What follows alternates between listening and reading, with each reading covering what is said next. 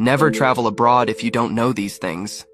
When you go to Thailand, you realize that gender can be divided into 18 types. When you go to the Netherlands, you realize this is a country of giants, where elementary school students are all over 1.8 meters tall.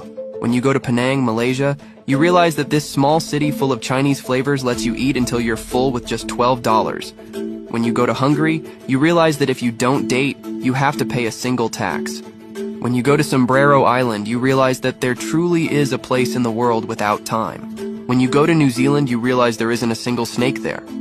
When you go to Africa, you realize that penguins don't only live in Antarctica, but also along the southern coast of Africa. When you go to Egypt, you realize that the area around the pyramids is not a vast desert, but a densely populated city. When you go to Iceland, you realize there isn't a single mosquito there.